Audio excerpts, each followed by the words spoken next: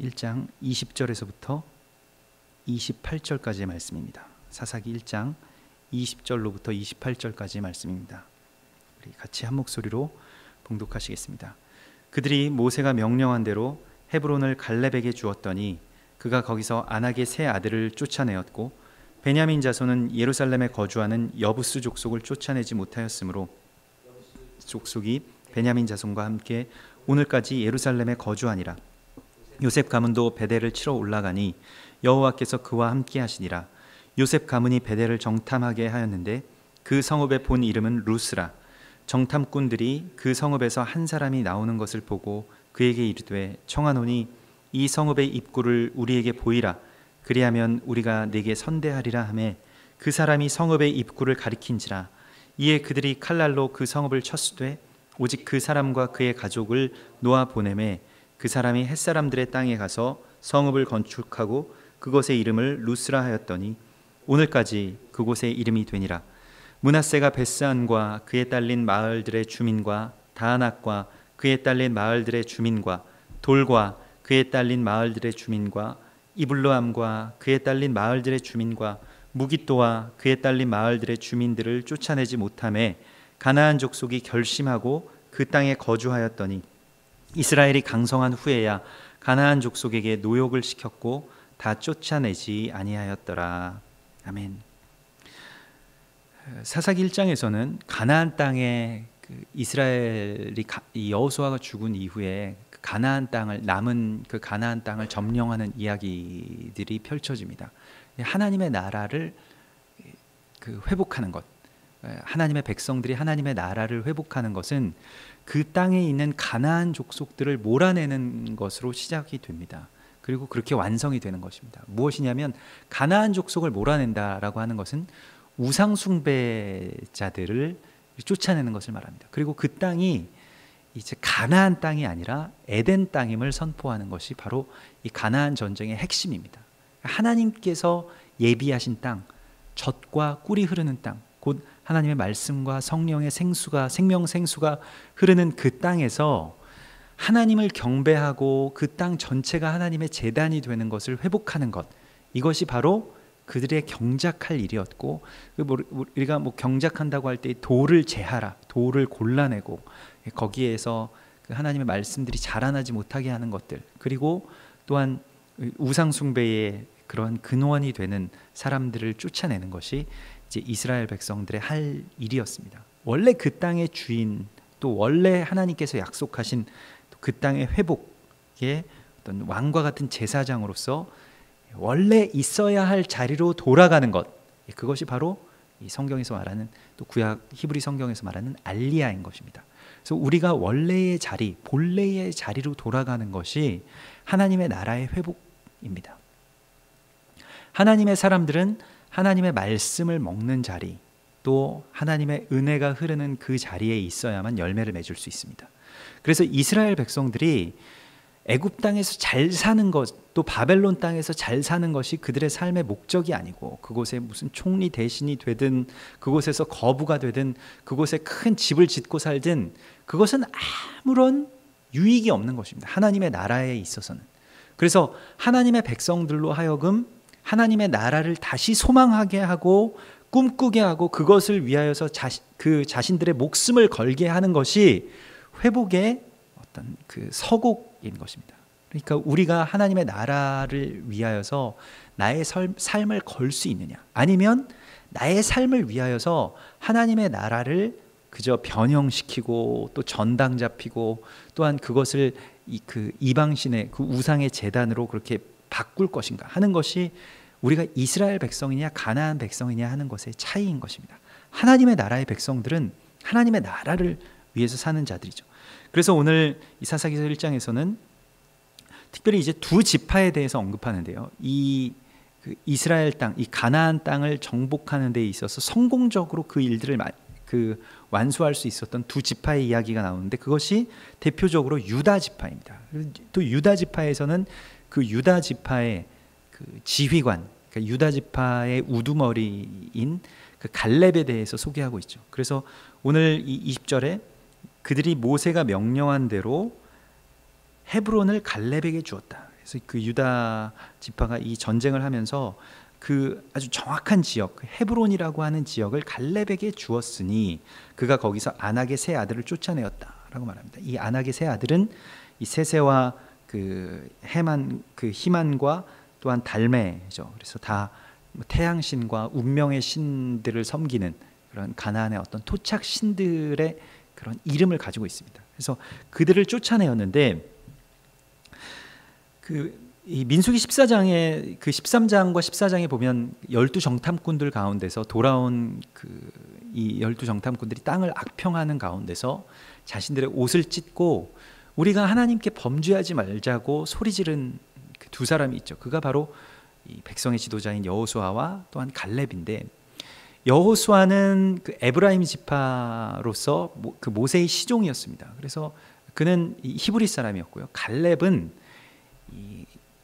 그 레갑 자손이라고 알려져 있는데요. 뭐 겐 지파 또는 레갑 자손이라고 알려져 있는데 그는 이방인이었습니다. 그런데 이방인인데 유다 지파에 이렇게 편성된, 그러니까 출애굽 당시에서부터 이 하나님의 말씀과 그 언약 가운데로 그렇게 귀의한 그러한 사람들이 있었습니다. 그래서 그렇게 이방인임에도 그 유다 지파 안에 그 속한 사람, 그것이 바로 한 세 사람의 그런 원형이죠.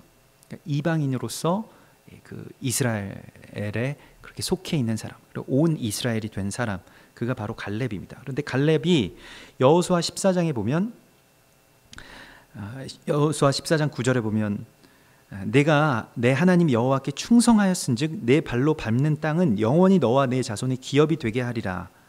그렇게 모세가 그를 축복합니다. 그리고 갈렙이 무엇을 원하냐면 여호수아 14장 11절을 보면 모세가 나를 보내던 날과 같이 오늘도 내가 여전히 강건하니 내 힘이 그때나 지금이나 같아서 싸움에나 출입에 감당할 수 있으니 그날에 여호와께서 말씀하신 이 산지를 지금 내게 주소서. 당신도 그날에 들으셨거니와 그곳에는 아낙 사람이 있고 그 성읍들은 크고 견고할지라도 여호와께서 나와 함께 하시면 내가 여호와께서 말씀하신 대로 그들을 쫓아내리이다 하니 여호수아가 여분네의 아들 갈렙을 위하여 축복하고 헤브론을 그에게 주어 기업으로 삼게 하매 헤브론이 그니스 사람 여분네의 아들 갈렙의 기업이 되어 오늘까지 이르렀으니 이는 그가 이스라엘의 하나님 여호와를 온전히 쫓았습니다.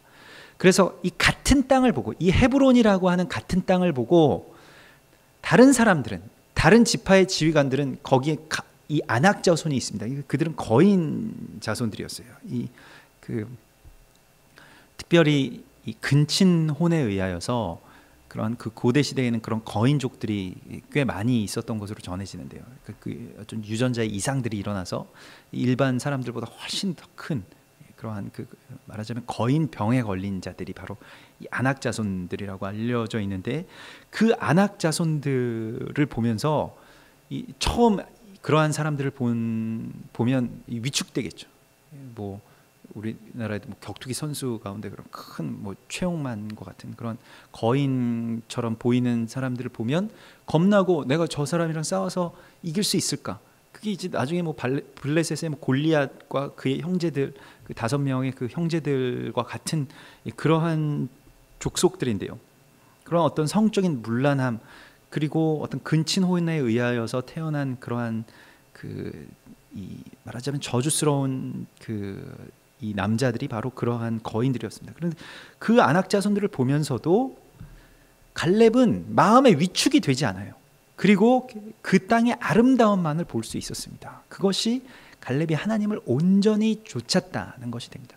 우리가 하나님을 온전히 따른다라고 했을 때 무엇을 따르는 것이냐면, 우리의 눈이 그러한 장애, 또 그러한 어려움, 또 우리가 불평할 만한 그런 모든 부족함들에 대해서 보지 아니하고 하나님의 약속을 보는 거예요. 그 눈이 열린 사람은 다른 기타 여러 가지 어려움들이 있어도 소망 한 가지만 보는 것입니다. 사명을 바라보면서 다른 어려움들은 나에게는 그것이 장애가 되지 않는다. 이것이 사명의 사람들의 특징입니다. 그래서 우리가 보아야 할 것은 분명하게 보게 하여 주시고, 우리가 갈렙이 그곳에 젖과 꿀이 흐르는 땅이고 심히 아름다운 곳입니다. 그 아름다움을 볼 수 있는 눈을 열어주시고, 또한 다른 것들, 그런 뭐 아낙 자손들이나 또 그곳에 잘 방비된 성읍이나 이러한 것들을 보지 않게 해달라고. 우리가 그러한 것들을 통해서 우리의 마음이 위축되고 또 우리의 마음이 거기에 대해서 심히 낙심하게 되지 않게 해달라고 우리가 기도해야 하는 것입니다. 근데 어떤 우리의 본성은 내가 하나님을 떠나게 되면, 하나님을 온전하게 따르게 되면 그러한 눈이 하나님께서 바라보시는 대로 내가 바라볼 수가 있는데, 하나님을 떠나게 되면 그냥 내 눈으로 이 모든 것들을 보게 되죠. 근데 나의 눈은 하나님의 아름다움 또 하나님의 계획들을 볼 수 없고 그냥 상황만을, 사실만을 보게 된다는 것입니다. 그래서 오늘 주님께서 우리 가운데 주시는 것은 너희의 마음을 그렇게 굳게 하라는 것이죠. 오늘 그 마음을 굳게 한다는 것, 마음을 넓힌다는 것이 우리 가운데 가장 중요한 일입니다. 그래서 이 산지를 나에게 주소서 할 때에 그것을 소망하는 마음, 그것이 바로 갈렙에게 있었고, 갈렙에게 정확하게 그 소원이, 갈렙의 소원이 오늘 성취되는 것을 우리가 사사기서에서 보게 됩니다. 그래서 아낙의 세 아들을 쫓아내었는데 베냐민 자손은 예루살렘에 거주하는 여부스 족속을 쫓아내지 못하였으므로, 여부스 족속이 베냐민 자손과 함께 오늘까지도 예루살렘에 거주하니라. 그래서 이 베냐민 자손이 그 예루살렘에 거주하는 여부스 족속을 쫓아내지 못하였다라고 하는 것은 지금 유다 지파와 베냐민 지파의 경계가 어디냐면 그 예루살렘 남쪽의 흰놈의 아들 골짜기입니다. 그래서 아주 120m 정도 되는 깎아지른 듯한 절벽을 경계로 해서 이 남쪽은 이제 유다 지파, 또 북쪽은 이제 베냐민 지파가 그렇게 유업으로 받은 것인데, 베냐민 지파는 여부스 족속을 쫓아내지 못하였다. 그래서 여부스 족속이 베냐민 자손과 함께 오늘까지 예루살렘에 거주하니라. 그래서 하나님께서 우리 가운데 말씀하시는 것은 지난번에도 우리가 나눈 것과 같이 이 혼합과 연합은 전혀 다른 차원의 이야기입니다. 이 혼합이 된다는 것은 베냐민 자손이 여부스 족속을 쫓아내지 못하고 그들과 함께 살면서 그들의 문화가 점차 그 지파 가운데로 유입되게 되고 그들이 가나안의 다른 신들을 이제 섬기게 됩니다. 연합이라고 하는 것은 무엇이냐면, 여부스 족속이 베냐민 지파와 연합한다라고 하는 것은 그나스 족속이었던 갈렙이 유다 지파와 연합했던 것처럼 자신들의 모든 신, 그리고 자신들의 어떤 과거, 이러한 걸 다 버리고 하나님의 나라의 백성의 사명을 정확하게 받는 것을 말합니다. 그 말씀과 또한 그 절기와 시간과 율법과 율례들을 따르는 완전한 하나님의 백성, 하나님 나라의 백성이 되는 것을 말합니다. 그래서 성경에서는 이렇게 섞이는 것을 하나님이 제일 싫어하십니다. 그러면 연합이라고 하는 것은 무엇이냐? 반드시 자기 십자가가 있는 것이, 자기의 소멸이 있는 것입니다. 자기의 과거, 자기의 자아의 소멸들이 있고, 그리고 하나님의 나라의 백성과 연합되는 것이죠. 그러한 소멸이 없는 연합이라고 하는 것이 가짜 연합이고, 그것은 혼합입니다. 우리가 우리의 것을 주장하고 나의 삶의 어떤 패턴, 또 나의 삶의 과거, 그리고 내가 이전에 살아왔던 그런 모든 것을 다 가지고 하나님의 나라의 백성이 될 수 없어요. 그래서 예수님께서도 내가 나를 따르려거든, 누구든지 나를 따르려거든 자기 십자가를 지고 그리고 자기를 부인하고 나를 따를 것이니라. 자기 십자가가 없는 연합이라고 하는 것은 허상입니다. 그러니까 우리가 그냥 나의 어떤 인격 안에서, 나의 자아 안에서 누구와 그냥 친하게 지내는 것을 연합이라고 생각한다면 그것은 큰 착각입니다. 내가 소멸되지 않으면 연합이라는 것은 일어나지 않아요. 연합은 단순한 교제가 아니라는 것입니다. 연합은 자아의 소멸, 그리고 하나님의 사명을 따르기로 하는 그 완전한 결단, 내가 완전하게 다 드려졌음을 선포하는 것이죠. 그래서 베냐민은 여부스를 쫓아낼 수 없습니다. 그리고 이제 그 사무엘하 5장에서 다윗이 그 여부스를 쫓아내게 되죠. 그때까지 계속 이제 예루살렘에 여부스 족속들이 그렇게 거하게 되는 것을 보게 됩니다. 그런데 이제 두 번째에 그 아주 성공적으로 그 땅을 그 유업으로 받은 그러한 가문이 나오게 되는데, 요셉 가문이 나오게 됩니다. 이 이스라엘 지파 가운데서 그 아주 중요한 두 지파가 있는데, 유다 지파와 또한 에브라임 지파입니다. 이 에브라임 지파가 요셉 가문에 속하여 있죠. 유다 지파는 그 이스라엘의 어떤 그 장자의 그 권한을 받은 자이고, 그리고 그 이스라엘의 지도자 또 이스라엘의 왕이 계속해서 그 규가 너희를 떠나지 아니할 것이다라는 그 복을 받은 그러한 지파이죠. 유다 지파입니다. 그래서 예수님 또 다윗, 그러한 이스라엘의 모든 유다의 왕들이 이 유다 지파에서 나오게 되는 것이고요. 베냐민 지파와는 다르게 요셉 지파는 지금 그 베델을 치러 올라가기 시작합니다. 그런데 여호와께서 그와 함께 하시니라 이렇게 말하고 있어요. 요셉 가문이라고 한다면 이것은 그 흔히 이스라엘의 12지파 가운데 에브라임과 므낫세 지파를 말합니다. 이 두 지파가, 요셉의 두 아들이 에브라임과 므낫세인데, 다른 그 야곱의 아들들은 그냥 자신의 몫만을 받았다면 요셉은 두 몫을 받았어요. 그러니까 그래서 이 야곱이 죽기 전에 이 에브라임과 므낫세를 자신의 아들로 입양합니다. 그러니까 그러한 장면이 창세기 48장 5절에 나오는데, 내가 애굽으로 와서 내게 이르기 전에 애굽에서 내가 낳은 두 아들 에브라임과 므낫세는 내 것이라. 르우벤과 시므온처럼 내 것이 될 것이다. 그러니까 르우벤과 시므온, 그 첫째 아들과 둘째 아들처럼 이 에브라임과 므낫세는 내 것이라. 그러니까 내 아들로 내가 이들을 이제 이들에게 복을 줄 것이다. 그래서 요셉에게는 두 배의 복을 준 것입니다. 그런데 어떻게 그 복을 주게 되냐면, 창세기 48장 그 6절과 14절을 보면, 6절에서는 이들 후에 내 소생은 내 것이 될 것이며 그들의 유산은 그들의 형의 이름으로 함께 받으리라 이렇게 말을 하면서, 이 14절에 이스라엘이 오른손을 펴서 차남 에브라임의 머리에 얹고 왼손을 펴서 므낫세의 머리에 얹으니 므낫세는 장자라도 팔을 엇바꾸어 얹었더라. 그래서 에브라임에게 오른손으로 그 장자의 복을 줍니다. 그 에브라임은 이제 이방의 교회에 대한 상징을 가지고 있어요. 그러니까 그 에브라임은 물고기 또는 그 번성하다라고 하는 뜻을 가지고 있고, 그 이방의 남은 자들이 에브라임의 그러한 그 이방의 남은 자들의 근원이 이제 에브라임에까지 올라가게 되는 것입니다.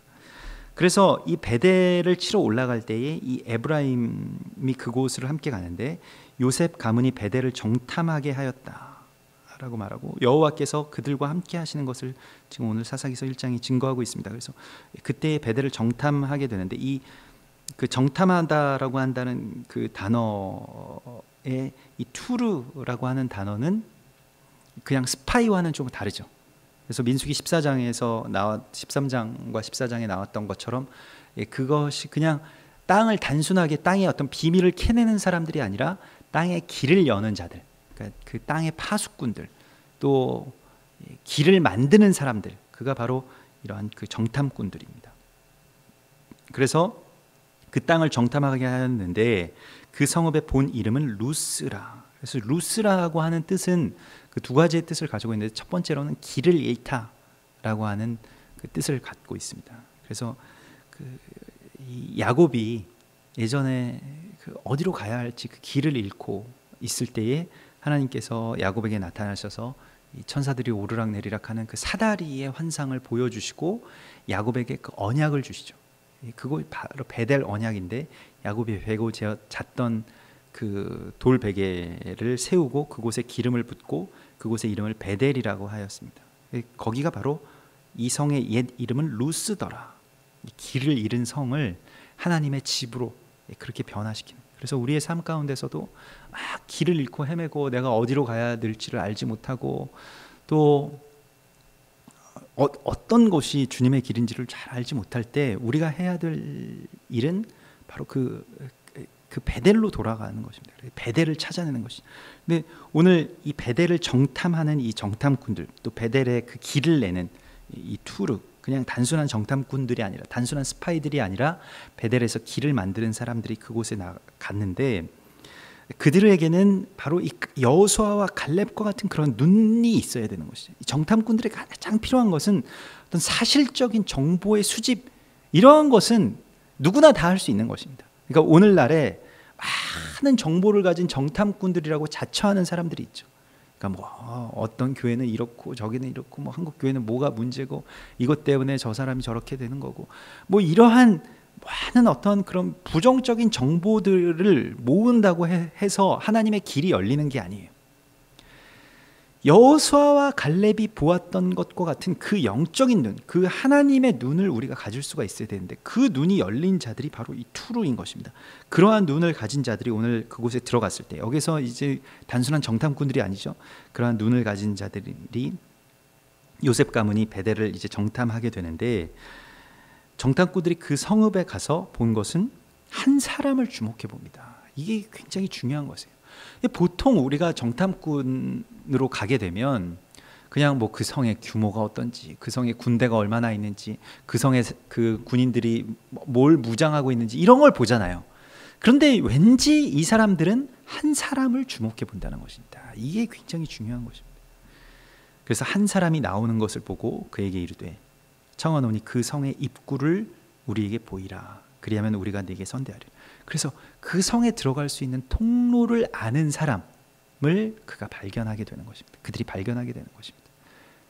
예수님께서 우리에게 이렇게 말씀하셨습니다. 나는 길이요 진리니 나로 말미암지 않고는 하나님의 나라로 들어갈 수 없는, 내가 곧 길이요 진리라고 말씀하셨는데, 그러한 한 사람을 볼 수 있는 눈이 우리 가운데 있어야 됩니다. 그러니까 많은 어떤 정황들을 찾아내고, 지금도 우리의 뭐 어떤 문제나 또 상황에 대한 어려움들이 있을 때 우리가 생각하는 것은 어디가 뭐 여러 가지 상황들을 조합해서 우리가 스스로 문을 찾아내려고 하죠.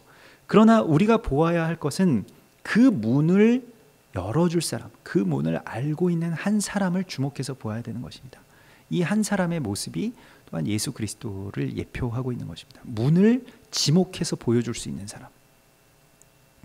그래서 그 한 사람이 나오는 것을 보고 그에게 이르되 청하노니 이 성에, 그래서 그는 굉장히 신비한 인물이죠.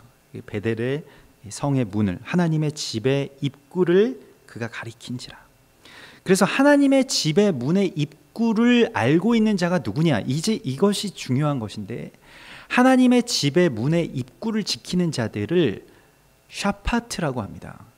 이 샤파트라고 하는 것을 뭐 영어 번역으로는 판관이라고 번역하는데, 이 저지라고 번역하는데 우리말 번역이 바로 사사입니다. 그러니까 사사의 이름이 문을 지키는 자예요. 문 앞에 앉은 자라는 뜻을 가지고 있습니다. 그가 바로 샤파트입니다. 그래서 공식적으로는 이 유대인의 그 이스라엘의 첫 번째의 사사가 온니엘이지만은, 그러나 오늘 이 사사기 1장은 그렇게 온니엘을 첫 번째의 사사로 지목하는 것이 아니라 바로 이 무명한 사사들, 그러니까 어떻게 보면 갈렙도 그런 사사라고 볼 수 있겠죠. 그리고 여호수아도 사사라고 볼 수 있을 것입니다. 또한 그 사사의 그런 근원이 어디에 있느냐, 모세에게 있다는 것이에요. 그래서 우리가 오늘 그 신명기 1장의 이 토라 포션의 말씀을 함께 나누었는데, 우리 아침 예배 가운데서 나누었는데, 결국 하나님께서 하나님의 말씀을 회복하시고 하나님의 그 나라의 문을 열 때에 그 신명기의 이름이 이제 드바림인데, 이 드바림은 이 달렛과 또 베트, 그리고 이 레시라고 하는 이 림이라고 하는 이 세 그 알파벳이 조합된 것인데, 그 세 알파벳 이 다바르를 그 조합해서 보면 그 알파벳의 뜻이 무엇이냐면, 이 달렛은 이 열쇠를 의미합니다. 그리고 이 베트는 이제 베이트, 곧 그 집을 의미하는 그러한 알파벳이고요. 그리고 림, 이 레시, 림은 뭐냐면 그 아들을 뜻합니다. 그래서 이 드바림이라고 하면, 이 다바르라고 한다면 그것이 무슨 뜻이 되냐면, 하나님의 집에 열쇠를 여는 아들, 하나님의 집의 문을 여는 그 열쇠를 가진 자를 말하는 것인데, 그가 바로 다바르, 드바림, 그것이 바로 말씀을 맡은 자들의 사명이고, 주님께서 우리에게 주신 것이 무엇이냐면 그 하늘의 열쇠를 주시겠다고 말씀하십니다. 이 베드로에게, 특별히 베드로를 통해서 이 교회에게 주시는 사명이 바로 하늘의 열쇠를 맡은 자. 내가 열면 하늘에서도 열릴 것이고, 네가 닫으면 하늘에서도 닫힐 것이라고 하는 그 열쇠를 주신 것인데, 그 열쇠가 뭐냐? 그게 예수 그리스도이고, 예수 그리스도는 말씀이시기 때문에 오늘 성읍에서 한 사람이 그것을 가지고 있는 것을 정확하게 이 정탐꾼들이 믿음의 눈으로, 영의 눈으로 그것을 보았다는 것입니다. 그래서 그냥 우리가 지나칠 수 있는 그리스도 예수, 또한 우리가 지나치고 많은 수많은 이 말씀의 그 아주 얇은 그 말씀의 페이지들이 넘겨지는 데에 그 열쇠들이 있는데, 그걸 보지 못하고 그냥 뭉태기로 그것이 지나가요. 그냥 우리가 상황들만 보고 또 정황들만 보고 어떤 나의 판단 하에서 내 머리 안에서 이 모든 것들을 보면 한 사람, 그것을 우리가 보지 못한다는 것입니다. 특별히 말씀 안에서 한 사람, 곧 예수 그리스도를 우리가 보지 못한다는 것입니다. 그래서 그것을 볼 수 있는 눈이 우리 가운데 있어야만 이 말씀의 정확한 그 입구, 하나님의 집의 입구를 볼 수 있는 것입니다. 그래서 그 사람이 성읍의 입구를 가리킨지라. 그래서 그 사람이 나오고, 또한 그 사람이 햇사람들의 땅에 가서 성읍을 건축하고 그것의 이름을 루스라 하였더니 오늘까지 그곳의 이름이 되니라. 그래서 그 사람은 다시 루스를 그렇게 만들게 되는데, 그 다른 이제 또 다른 루스를 햇사람의 그것은 이제 히타이트족이고 그것이 바로 아수르인데, 아수르에 가서 이스라엘 북부의 아수르 땅에 가서 루스라고 하는 그 땅을 이제 성을 짓고 거기에서 이제 살고 오늘까지 그 이름이 되었다라고 하는 그 사람이 어디로 갔는지에 대해서도 말하고 있는데, 그것은 이제 뭐 학자들의 여러 견해 가운데서 이제 그곳이 이제 쿠프로스가 되었다고. 그래서 이스라엘 북부의 어떤 그 해안 지역의 도시인 이제 쿠프로스가 되고, 그것이 이제 성경에 나오는 지명 가운데, 신약에 나오는 지명 가운데 아주 중요한 지역 중에 하나인 구브로가 됩니다. 이 구브로는 바나바의 고향이면서 이 사도 바울과 바나바가 첫 번째로 전도 여행을 한 곳이죠. 첫 번째로 복음이 전파된 곳이고 이 교회의 어떤 원형이 되는 곳입니다. 그래서 거기가 구브로, 루스가 되었더라고 이렇게 말하고, 루스는 이 아몬드 나무라는 뜻을 가지고 있는데, 이 아몬드 나무도 예수 그리스도를 상징하는 그 나무 가운데 하나입니다. 살구나무, 아몬드 나무, 이것이 그 살구나무 사이에 선 자를 보았다라고 하는 환상들을 우리가 보게 되는데, 그것이 바로 루스의 원형이 되고, 그래서 깊은 어떤 그 숨겨진 어떤 한 사람, 문을 열 수 있는 어떤 한 사람, 그 예수 그리스도에 대한 또 귀한 예표가 여기에 숨겨져 있습니다. 그래서 우리가 보아야 될 것은, 우리가 구해야 할 것은 이 정탐꾼의 눈을 열어달라고 구해야 됩니다. 사람들이 볼 수 있는 것을 다 보고 함께 욕하고 또 함께 부정적으로 판단하고, 이건 누구나 할 수 있는 일입니다.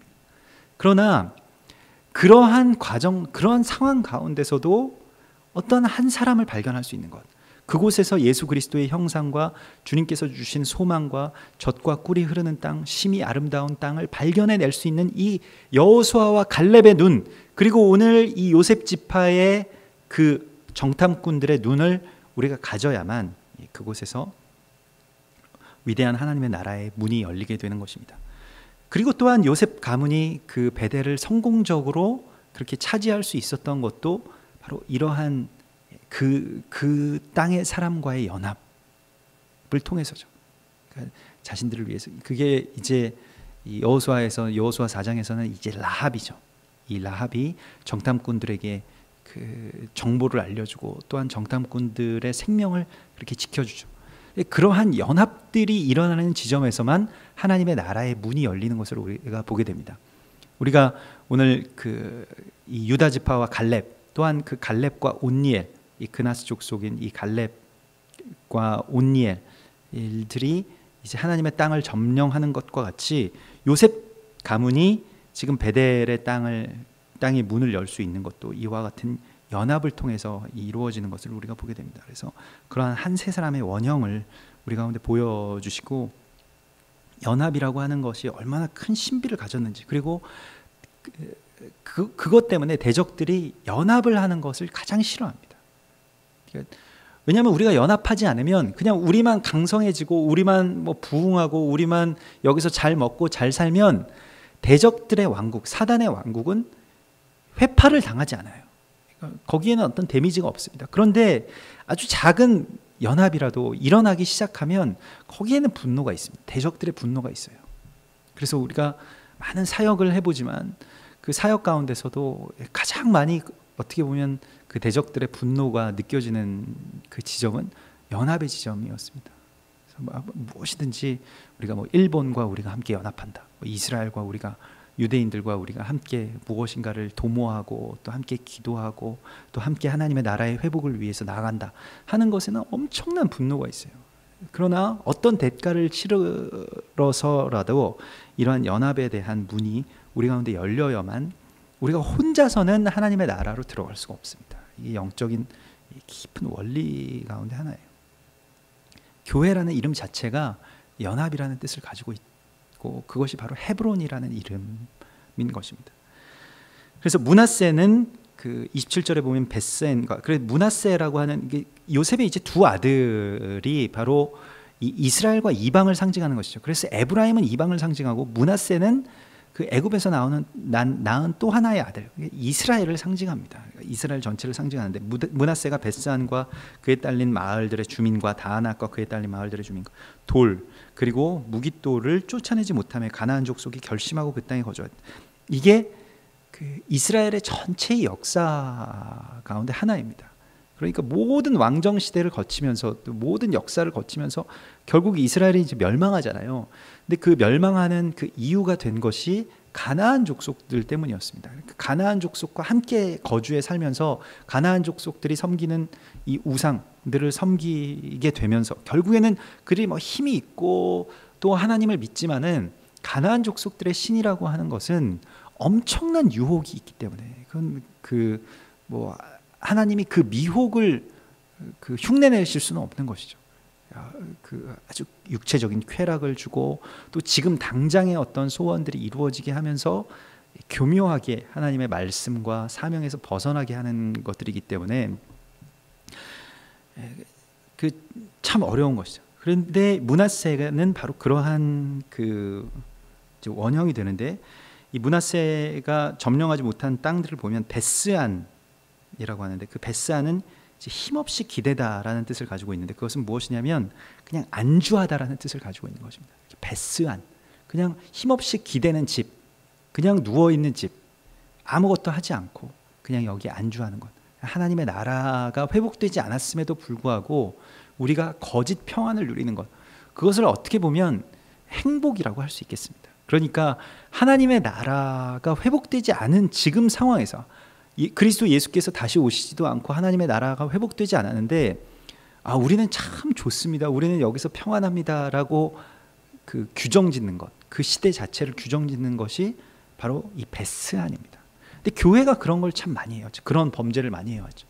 그러니까 예수의 다시 오심이라고 하는 것은 먼 미래에나 있을 일이기 때문에 지금 우리의 현재의 삶에 어떤 충실하자, 여기서 평안을 누리자, 여기서 그냥 아무 일도 일어나지 않는 무병장수하고 뭐 만사형통하는 그러한 세계를 우리가 그런 거짓 가상의 세계를 하나님의 나라라고 그렇게 착각하게 만들었다는 것이죠. 그것이 바로 베스안인데, 그러나 고린도전서 9장 25절에서 이기기를 다투는 자마다 모든 일에 절제하나니 그들은 썩을 승리자의 관을 얻고자 하되 우리는 썩지 아니할 것을 얻고자 하느라. 그래서 경건이라고 하는 것은 내가 내 몸을 쳐 복종하게 하면 내가 남에게 전파한 후에 자신이 도리어 버림을 당할까 두려워함이로다.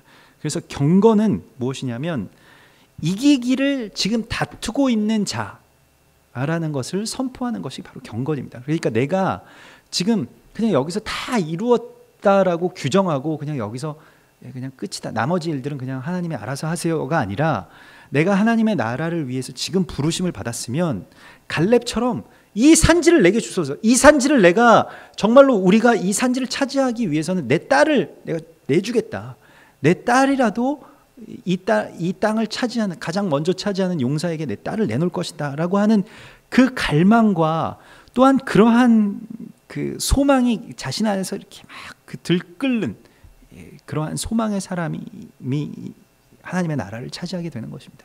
그래서 천국은 침노하는 자의 것이라고 말하였는데 그냥 안주하는 자, 그냥 여기에 그냥 여기가 좋사오니라고 하는 자에게 있지 않는다는 것입니다. 그래서 우리가 경건 가운데로 들어가는 것이죠. 모든 일들에 절제하고 내 몸을 쳐서 복종하는 것입니다. 지금 나를 규정하는 것이 굉장히 중요해요. 지금 내가 하나님의 나라, 지금 우리가 교회가 어떤 상황에 있는지를 알아야 되는 것입니다. 뭐 그런 걸 가리지 못하고 그냥 우리는 평안합니다라고 혼자 선포해 버리면 거기가 바로 베스안인 것이죠. 두 번째 점령하지 못한 땅, 이 므낫세가 점령하지 못한 땅은 바로 다안악입니다. 다안악은 모래가 많은 땅이라는 뜻을 가지고 있는데 분열을 상징합니다. 항상 대적들이 우리를 그냥 자신의 평안 가운데, 거짓 평안 가운데 안주하게 하고, 두 번째로는 분열하게 합니다. 그래서 하나님의 나라의 일을 못하게 하죠. 다 흩어지게 하고 분열하게 하는 것이 대적들의 전략입니다. 세 번째 땅은 돌인데요. 이 돌은 이제 유일하게 므낫세에 의해서 회복되는 땅이 바로 돌입니다. 그런데 거기는 시간의 회전이라는 뜻을 가지고 있습니다. 아주 신비한 뜻인데, 그것은 이제 절기를 뜻하는 것이고, 또한 하나님의 시간 가운데로 들어가는 새로운 시대, 새로운 시간, 하나님의 시간을 또한 뜻할 때 이 돌이라고 하는 그러한 단어를 쓰는데, 지금은 점령되지 못하였지만은 므낫세가 유일하게 회복한 땅이 바로 돌입니다. 그래서 절기를 지키는 것을 통해서, 또 이스라엘 백성들이 그 절기 가운데로 들어가는 것을 통해서 또한 하나님의 나라의 회복을 그렇게 그들이 누릴 수 있게 되죠. 그 절기는 모두 다 그리스도 예수를 뜻하고 있습니다. 그러니까 그 모든 절기들이 다 예수의 오심과 또한 다시 오실 예수에 대한 것을 지칭하고 있는 것을 우리가 보게 됩니다. 그리고 이제 이블르함인데, 이블르함은 백성을 삼키다라는 뜻을 가지고 있습니다.